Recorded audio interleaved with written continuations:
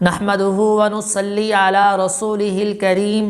اما بعد فاعوذ باللہ من الشیطان الرجیم بسم اللہ الرحمن الرحیم۔ 7 دنوں کو ہفتہ کہا جاتا ہے اور یہودیوں کے ہاں ہفتے کا دن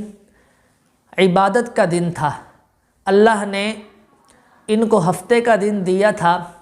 کہ تم نے ہفتے والے دن کوئی شکار نہیں کرنا، لیکن یہ پھر بھی باز نہیں آئے، انہوں نے شکار کیا اور اللہ کی نافرمانی کی، اللہ کے حکم کو نہیں مانا تو ان پر سخت عذاب آیا تھا، جسے قرآن پاک کے اندر بھی بیان کیا گیا ہے کونوا قردۃ خاسئین۔ ان کی شکلیں بندر جیسی ہو گئی تھی اور بعد میں یہ فوت ہو گئے تھے۔ تو ہفتے کے دن میں یہ وظیفہ آپ کریں گے تو آپ کو اللہ تعالیٰ جو ہے بے راہ روی سے بچائیں گے اور توحید و رسالت سے اللہ تعالیٰ آپ کو دور نہیں کریں گے، آپ پر کوئی عذاب نہیں آئے گا، آپ کی شکلیں نہیں تبدیل ہوں گی، کیونکہ یہودیوں پر جو ہے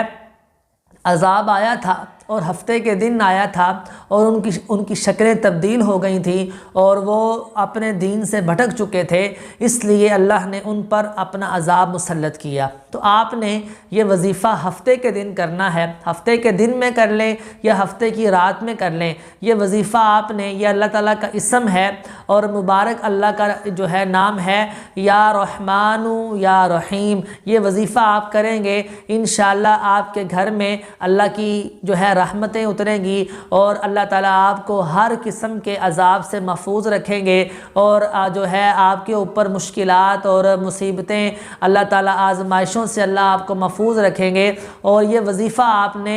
ہفتے کے دن پڑھنا ہے، رات کو پڑھ لیں یا دن کے وقت میں پڑھ لیں، آپ نے یہ وظیفہ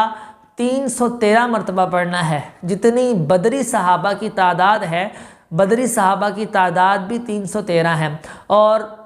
کائنات کے اندر سب سے عظیم جماعت صحابہ اکرام کی جماعت ہے، اور صحابہ اکرام میں سب سے افضل ترین شخص، سب سے افضل ترین صحابی حضرت سیدنا ابو بکر صدیق رضی اللہ تعالیٰ عنہ ہیں۔ سیدنا ابو بکر صدیق رضی اللہ تعالیٰ عنہ یہ بدری صحابہ میں بھی شامل ہے۔ تو 313 مرتبہ آپ نے یہ اللہ کا اسم پڑھنا ہے یا رحمان یا رحیم۔ انشاءاللہ اس کی برکت سے آپ کی زندگی میں خوشی آ جائے گی، مسرت آ جائے گی، آپ کے گھر میں خوشحالی آ جائے گی، رزق کی تنگی دور ہو جائے گی، جادو اور جنات کا اگر اثر ہے تو وہ بھی ختم ہو جائے گا۔ میں امید کرتا ہوں کہ یہ وظیفہ آپ کو سمجھ میں آ گیا ہوگا۔ وآخر دعوانا الحمد للہ رب